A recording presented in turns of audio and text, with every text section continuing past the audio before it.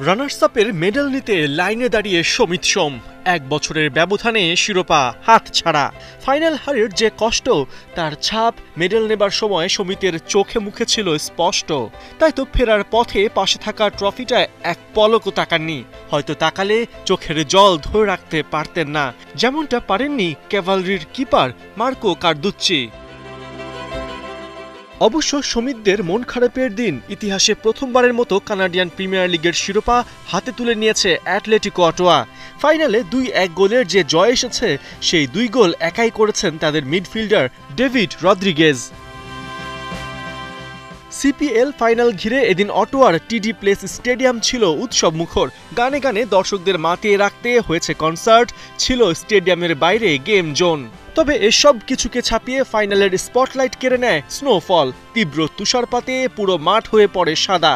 তাই তো ম্যাচের আগে কফি হাতে সমিতের ছবি পোস্ট করে ক্যাভালরি ক্যাপশন দেয়, "দিস ইজ কানাডা"। তুষারপাতের জন্য দেরিতে শুরু হওয়া ফাইনালে যথারীতি স্টার্টিং 11-এই মাঠে নামেন সমিত সোম। আর শুরুতেই ক্যাভালরির দাপট। ম্যাচে 33 মিনিটে পেনাল্টি থেকে গোল করে দলকে এগিয়ে দেন ফ্রেজার এর্ড। অবশ্য এই লিড টিকে ছিল মাত্র 7 মিনিট।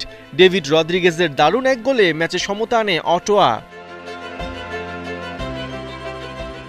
বিরতির পর সেকেন্ড হাফেও চলে শিয়ানে টক্কর, কিন্তু সেই টক্কর যার জন্য সেই গোলটাই আর আসেনি। ফলে ম্যাচ গড়ায় এক্সট্রা টাইমে। কিন্তু আবারও ভারী তুষারপাত শুরু হলে মাঠ পরিষ্কার করতেই কেটে যায় বেশ খানিকটা সময়। এক্সট্রা টাইমের ফার্স্ট হাফে কোনো দলই গোল আদায় করতে পারেনি। ক্যাভালরি কোচ টমি হুইলডন সেই ডেডলক ভাঙতেই কিনা সেকেন্ড হাফের শুরুতে পরিবর্তন করেন সমিত সোমকে। কিন্তু ডিসিশনটা ফিরে আসে বুমেরাং হয়ে। সমিত মাঠ ছাড়ার 2 মিনিট বাদেই কাউন্টার অ্যাটাক থেকে অটোয়াকে উইনিং গোল এনে দেন ডেভিড রদ্রিগেজ।